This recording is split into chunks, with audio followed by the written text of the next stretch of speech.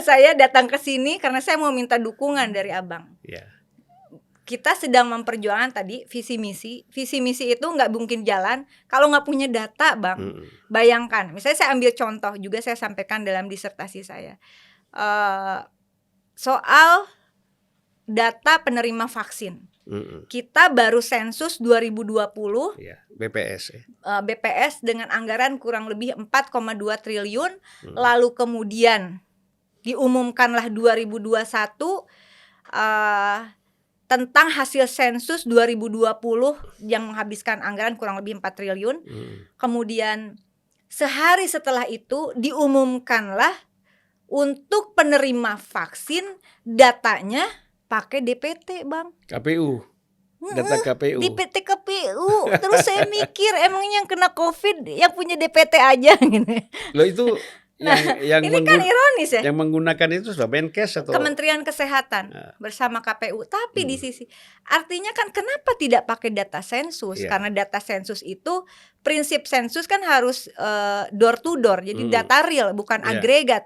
Bahwa dia kemudian ada sampling untuk data analisis boleh, tetapi sensus itu prinsip dasarnya adalah ada data door to door, benar-benar by name by address dengan indikator yang ada itu dilakukan dengan ketok rumah atau dari orang per orang lah, kurang lebih kayak gitu.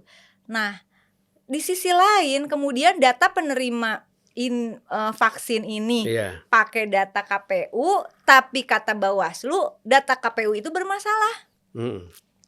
Buyang kan, Bang?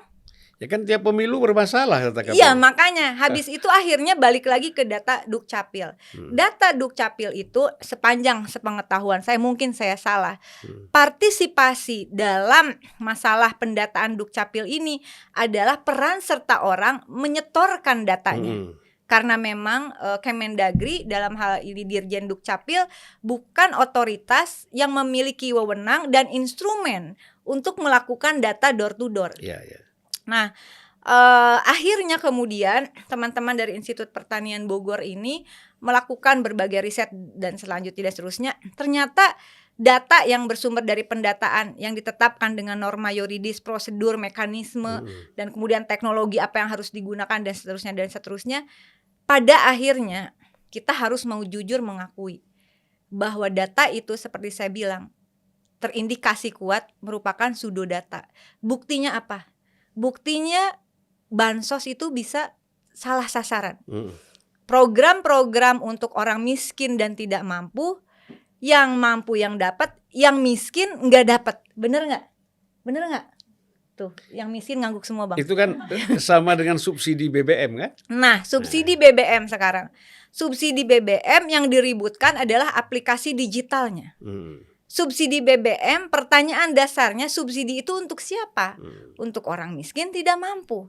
Yang mesti dipastikan, kemudian ini komisi saya sih, Bang, komisi 6 ya.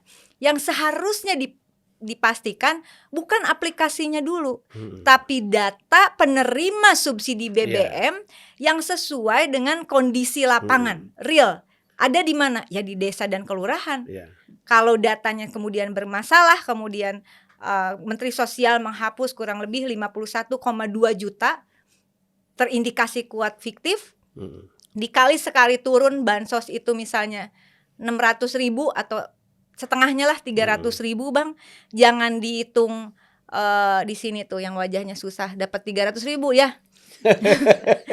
Bukan per orang, Bang, tapi kalau itu dikumpulkan maka per tahun potensi uang negara yang hilang tidak tepat sasaran itu sekitar 126 triliun.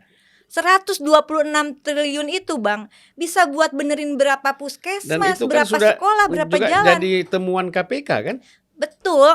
Nah, ini juga penting kiranya bahwa saya sangat berharap dan saya memperjuangkan KPK juga untuk masuk ke ranah pendataan ini.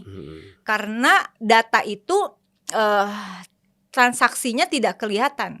Tetapi data itu mengarahkan transaksi kan sebenarnya, mengarahkan alokasi penggunaan anggaran pusat maupun daerah. Nah, kemudian lagi, Bang, ada desa fiktif. Kalau Abang lihat kan bisa lihat tuh, desa fiktif mendapatkan dana desa. Dan itu ada statement di media ya, ada statement resmi yang kemudian akhirnya dicabut lagi. Pertanyaannya bukan sekedar ditarik lagi, kok bisa negara menyalurkan dana desa ke desa yang sebenarnya nggak ada, gitu Bang. Jadi si Oneng pusing Bang. Ya, mungkin yang kita perlu pahami ya bahwa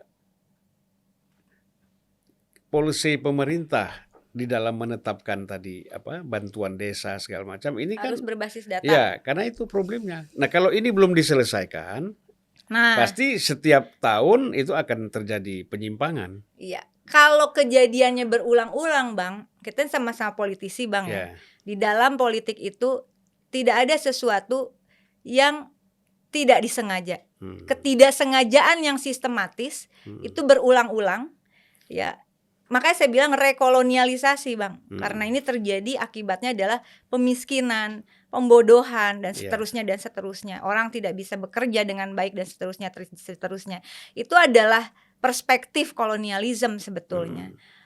Tidak untuk menyalahkan siapapun, tetapi ini adalah tawaran dari gagasan yang saya sampaikan, juga dibantu oleh teman-teman IPB dan penguji saya juga dari UGM ada, dari Driakara juga ada.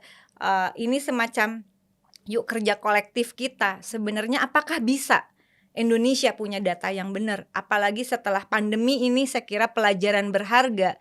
Tidak mungkin kita bangkit kalau tidak ada data yang presisi.